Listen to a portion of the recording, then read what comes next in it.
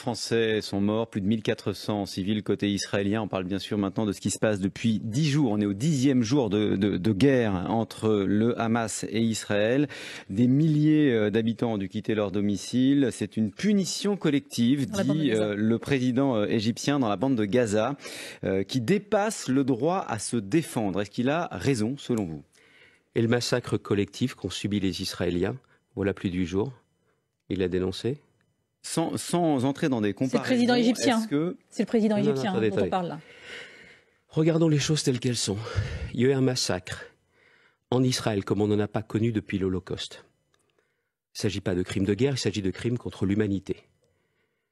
Les terroristes islamiques, les barbares du Hamas sont venus massacrer des familles entières, avec des actes qu'on a peine à imaginer au XXIe siècle.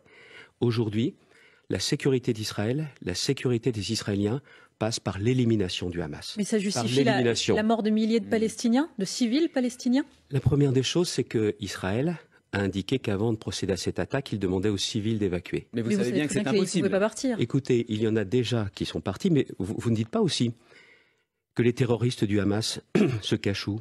Se cachent des hôpitaux, se cachent des écoles, et qu'ils se servent de la population à Gaza comme d'un bouclier humain. Ils savent exactement ce qu'ils ont fait. Ils tendent un piège, pardonnez-moi, avec ces questions dans lesquelles vous êtes en train de tomber.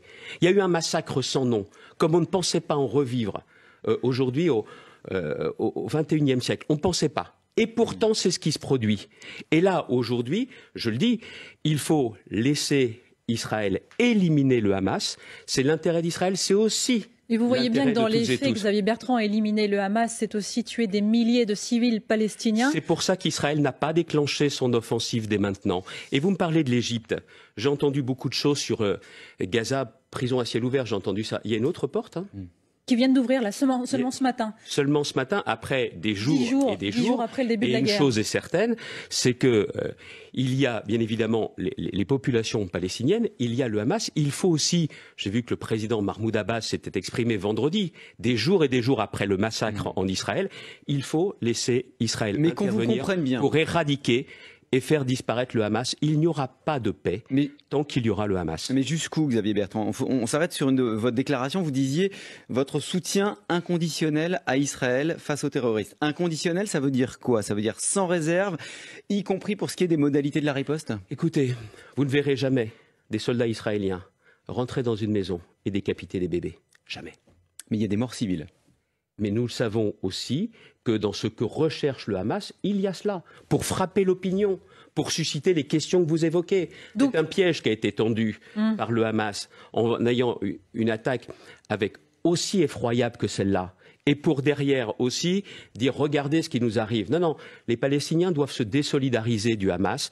Mais encore une fois, tant qu'il y aura le Hamas, il ne pourra pas y avoir de paix en Israël, proche et au Moyen-Orient et surtout, même sur notre territoire, parce qu'aujourd'hui, le Hamas, les méthodes du Hamas sont les mêmes que celles de l'État islamique, celles d'Al-Qaïda. C'est ça aujourd'hui. On a voulu à chaque fois éradiquer le terrorisme islamique, alors il faut le faire avec le Hamas. Xavier Bertrand, président de la région Hauts-de-France, invité du 8. Ce week-end, l'Union européenne a décidé de débloquer une aide d'urgence de 75 millions d'euros pour la population de la bande de Gaza. C'est ce qu'il fallait faire? Si on était sûr que ça ne permettait pas au Hamas d'acheter des armes, oui.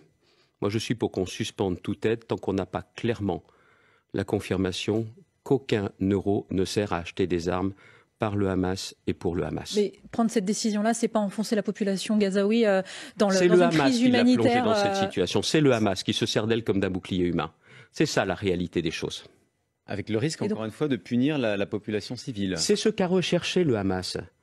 Quand il y a aujourd'hui mais vous savez bien qu'il y a une bataille des récits. Ce que vous dites là, non, c'est pas une bataille des récits. Vous ne placez pas sur un même plan les massacres qu'il y a eu et la façon dont le Hamas se comporte. Mais vous savez bien que l'opinion publique dans les pays arabes, notamment, n'entend pas du tout ce que vous dites là. Mais toujours est-il que quand vous regardez ce qui s'est passé, vous placez ça sur le même plan, mais c'est impensable. Pas du tout. On dit simplement. Mais qu'est-ce qu'on place sur le même plan? Ce qu'on raconte, ce sont les faits. Il y a aussi des victimes, des civils palestiniens, plus de 700 enfants, plus de 2000 personnes qui sont mortes dans la bande de Gaza. Ça s'appelle les faits, Xavier Bertrand. La nature de ce qui s'est passé n'est pas la même. Ces gens-là, aujourd'hui, sont aussi victimes du Hamas en Palestine. Les victimes palestiniennes sont victimes du Hamas. C'est ça la vérité. L'Iran, c'est important, assure, je cite, que personne ne peut garantir le contrôle de la situation et la perspective d'un élargissement du conflit si Israël envahit Gaza. Comment est-ce qu'on arrête l'engrenage? Écoutez, l'Iran, déjà par nature, est un ennemi de la paix. Un ennemi de la paix. C'est-à-dire que je pense qu'il tire beaucoup les ficelles des drames, des massacres qui sont produits. Et aujourd'hui, n'oublions pas que l'Iran n'a jamais été un acteur de paix. Et n'oublions pas non plus ce qui s'est passé avec la répression terrible contre les femmes iraniennes. Et encore ce week-end, un réalisateur a été assassiné chez lui. On aimerait tous savoir exactement des circonstances. Donc vous ne pouvez accorder aucun crédit à ce que dit l'Iran, à ce que pense l'Iran officiellement. Aucun. En France, les manifestations en soutien aux Palestiniens sont interdites. Est-ce que vous trouvez ça normal? Tout à fait normal. C'est pas une entrave à la liberté d'expression, au droit de manifester? Écoutez, si on va même plus loin, ces manifestations visent d'une certaine façon à se satisfaire ou à reprendre l'apologie du terrorisme, parce que ce qui s'est passé, c'est effectivement du terrorisme islamique. Et le gouvernement a totalement raison, et les préfets également, d'appliquer avec la plus grande rigueur cette interdiction de manifester. Encore une fois, c'est de nature à créer des troubles à l'ordre public. L'ordre public est défini dans le droit français et aujourd'hui, on doit faire preuve d'aucune faiblesse en la matière. Avec le risque que ça crée des frustrations chez certaines populations qui souhaiteraient pouvoir exprimer leur soutien aux Palestiniens. Je préfère qu'ils souffrent de frustration plutôt qu'il y ait des affrontements dans un pays qui n'a pas besoin d'affrontements supplémentaires. On peut soutenir les Palestiniens et être contre le Hamas?